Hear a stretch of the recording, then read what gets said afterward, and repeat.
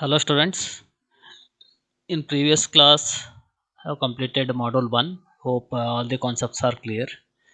So in module 1, uh, as I told, the important concepts are the basic structure of computers, basic operational concepts.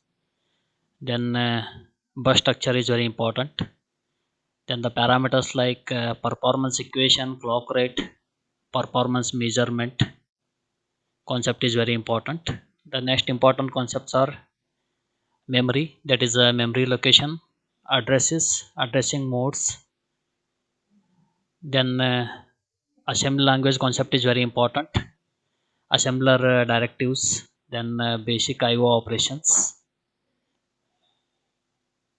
So in that three concepts are not yet discussed, that is stacks, queues and subroutines. So that I will take up in your later classes, because those concepts that we will study in detail in the data structures.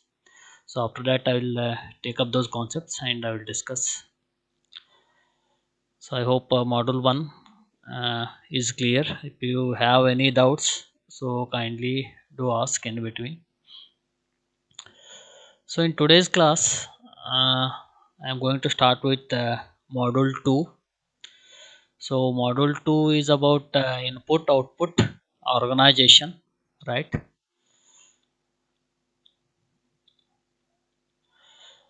So in this module 2, that you are going to study accessing IO devices, interrupts, interrupt hardware, then enabling and disabling the interrupts, then handling multiple devices, controlling a device request, then exceptions, then DMA, that is direct memory access, then bus interface circuits, then standard IO interfaces, and you are going to study some of the bus structures like PCI bus, SCSI bus, and the USB, that is your universal serial bus. So these concepts I am going to discuss one by one as a part of this module 2. So as I told, this module 2 is about input output organization. So the main objectives of this module is, so in this chapter you will be learning how program controlled IO is performed using polling, that is polling concept. Next objective is the idea of interrupts and hardware and software needed to support them. Then direct memory access, that is a DMA, direct memory access as an IO mechanism for high speed devices. Then data transfer over synchronous and asynchronous buses. Then design of IO interface circuits. Lastly, commercial bus standards or commercial bus structures like PCI, SCSI, and USB buses. So these are what are the main objectives of this module, or the course objectives, you can say. So this is what the textbook information. So the same textbook that you can refer to understand the concepts of module 2.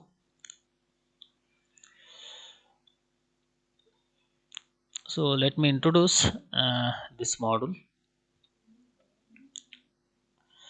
So as we know, the basic feature of a computer is its ability to exchange the data with the other devices, that is a data exchange or the data transfer, or in other words we can also call it as a communication. Basically communication is nothing but the exchange of data between the devices, or between the computer and the other peripheral devices.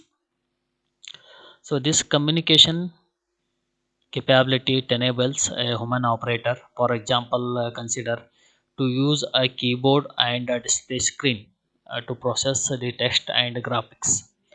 Here we will make use of the extensive use of the computers to communicate with the other computers over the internet and the access information around the globe. So in other applications, the computers are less visible but equally important. So they are an integral part of the home appliances. So even the computers are also the integral part of our home appliances. In our daily routines, in home appliances and all, we will be using the computers, and also in the manufacturing equipment, then transportation systems, banking, point of sale terminals. So these are what the different applications, right?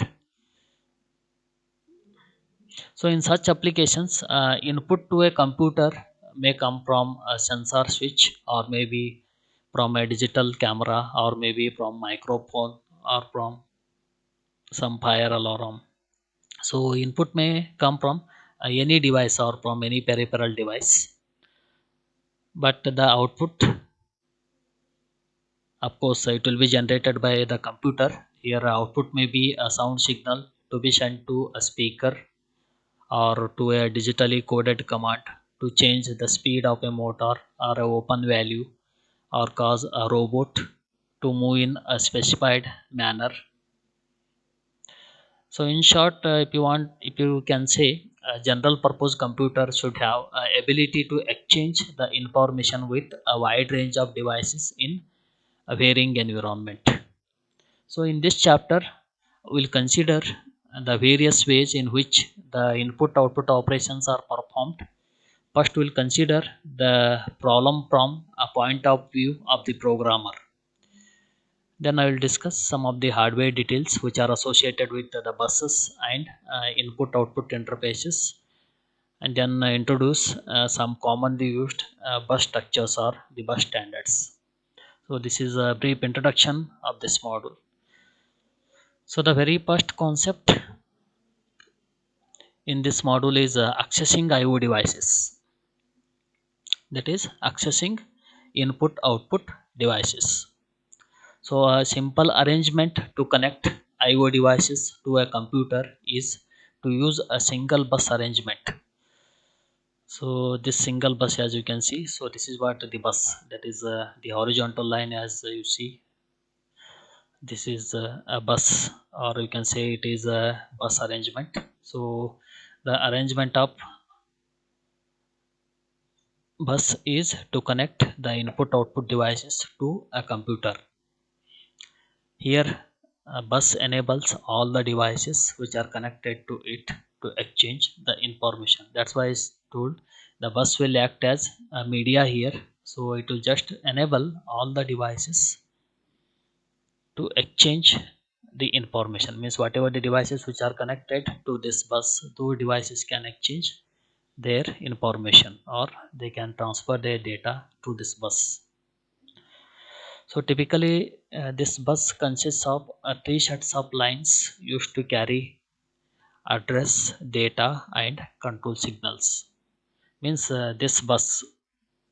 So this bus is capable of carrying address, data, control signals. So this bus can carry address as well as data as well as the control signals. So each IO device is assigned a unique set of addresses, means the device which is connected to this bus, each and every device should have its own address.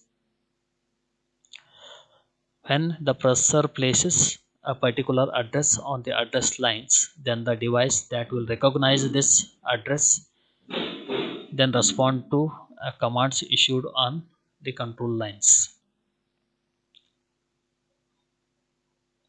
Means whenever some address is sent by the processor on this bus, so this bus is going to recognize the address to some commands which is issued on the control lines, or the control lines of this bus. So through that, it is going to recognize a particular device to which it is going to transfer the data. Here the processor requests either a read or a write operation, and requested data are transferred over the data lines. And when the IO devices and the memory, they share the same address space, and that particular arrangement is known as memory mapped IO. So even I discussed this memory mapped IO in the previous class. So memory mapped IO, so what is the concept here? The concept is IO devices and the memory, they are going to share the same address space. So this type of arrangement is known as memory mapped IO. So here you can see the memory mapped IO. So this illustration I have given in the previous module, how the IO mapped IO and memory mapped IO looks like, right? So in case of memory mapped IO devices and the memory, they are going to share the same address space. So there is a common address space between IO devices and memory. So that type of arrangement is known as memory mapped IO.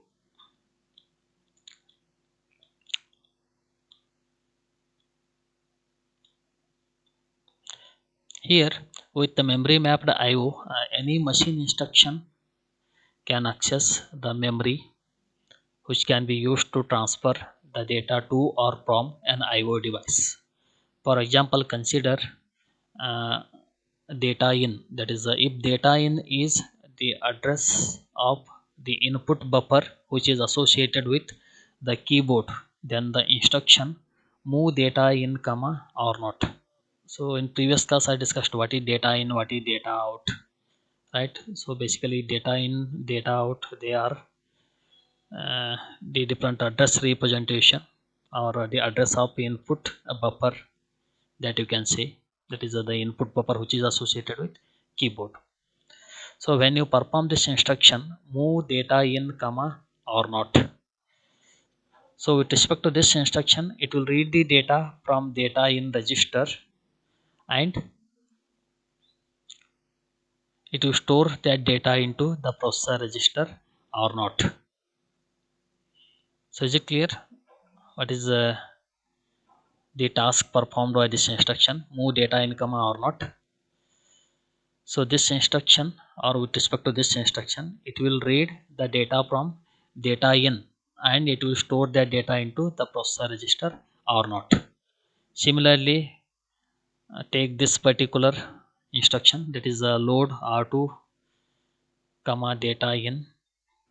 So here also same thing, it will read the data from data in and it will load that data into the processor register R2.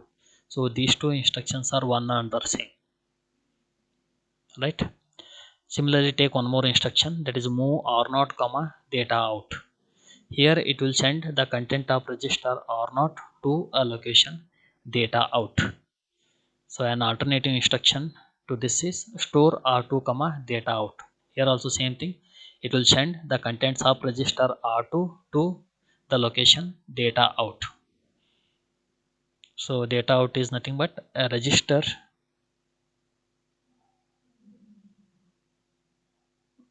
means it will act as a destination. Here data out will act as a destination location where R2 is a register in an output device. So basically these instructions will help in transferring or in exchanging the data in between the devices. So in some of the processor, like if you take Intel processor, so this is what the most commonly used processor. Here in and out instructions are used to perform these operations.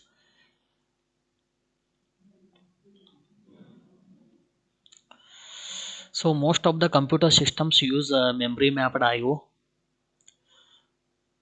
Some processor have the special in and out instructions to perform the IO transfers. Yes, in Intel processor they have in and out instruction to perform IO data transfer.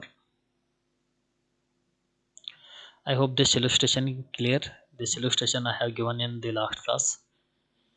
That is how the bus connection for the processor, keyboard and the display. Here data transfer will happen between the processor, keyboard and the display.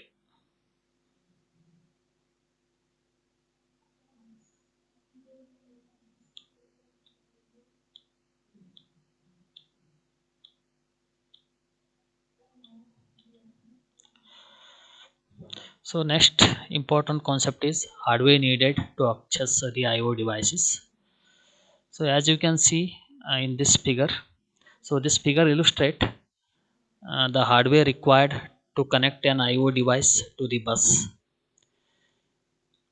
Here, the address decoder enable the device to recognize its address when this address appears on the address bus or address lines. The data register hold the data being transferred to and from the processor, and the status register it contains the information which is relevant to the operation of the IO devices. So here in a single bus, as you can see, there are different uh, setup lines, or you can say bus is a collection of different setup lines as address lines, data lines, control lines. So collectively it is known as bus. So bus is a collection of these setup lines, address lines, data lines, and control lines. Here the address lines they hold the address, and when the address decoder enables the device, then it will recognize the address when this address appears on the address lines. Means whenever the address appears on this address lines, then address decoder is going to enable the device to recognize its address. Then the data lines they hold the data which is to be transferred between the devices. Here the data register hold the data being transferred to or from the processor. Then the status register contain the information which is relevant to the operation of the IO device. Here both the data and the status registers are connected to the data bus and the assigned unique address. The address decoder, the data and the status register and the control circuitry required to coordinate IO transfer, which will constitute the device interface circuit. I hope these three lines are clear. Address lines hold the address which will help in recognizing a particular device. Data lines it hold the data which is being transferred between the devices, maybe between the processor and the display device, or between the processor and the memory device. And control lines they hold the control signals or the status signals which are relevant to the operations of IO device. Here the address decoder, the data and the status register and the control circuitry required to coordinate, means there should be a coordination among these lines, or there should be a coordination among uh, address decoder, data, status register and control circuitry. So that will constitute the device interface circuit. Here the IO devices operate at a speed that are different from that of the processor. Yes, you can say that the processor speed is different than the speed of IO devices. They will not operate at the same speed. So when a human operator is entering the character at a keyboard, means when you are entering a character at the keyboard, then the processor is capable of executing millions of instructions between the successive character entries. Here an instruction that reads a character from the keyboard, and it should be executed only when a character is available in the input buffer of the keyboard interface. And also we must make sure that an input character is read only once. Here the basic idea used for performing input and output operations were most common, right? And for an input device such as keyboard status flag, SIN. So SIN is a status flag here, right? So which is included in the interface circuit as a part of status register. So this flag is set to 1 when the character is entered at the keyboard, and it is cleared to 0 when this character is ready for or ready by the processor. So this I already discussed. So the status flag SIN. So it is set to 1 when a character is entered at a keyboard, and this status flag is cleared to 0 once this character is ready by or read by the processor. Hence, by checking the SYN flag, the software can ensure that it is always reading a valid data. This is often accomplished by a program loop and repeatedly reads the status register and checks the state of SYN. When SYN becomes 0 or sorry, when SYN becomes 1, then the program reads the input data register. A similar procedure can be used here to control the output operations using the output status flag yes out. So this is how the status flag will help in coordinating or controlling the data transfer between the keyboard, processor and the display devices.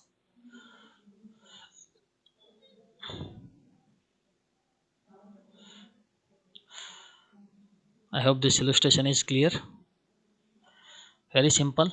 So bus, as it is a set of lines, address lines, data lines, control lines. Address lines will carry the address which will help in recognizing a particular device. Data lines will carry the data or the actual information to be exchanged between or to be transferred between the devices. And control lines, it will constitute a control circuit here which will coordinate or which will help in controlling the data transfer between the devices. And this is what the IO interface, that is the address decoder, control circuit, data status and control registers. So this will constitute or this will form the IO interface.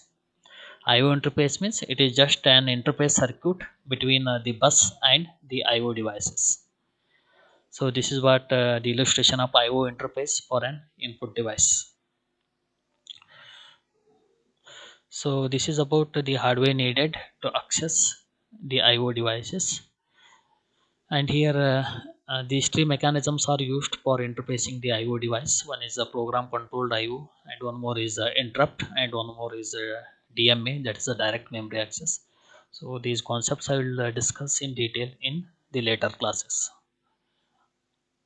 Thank you.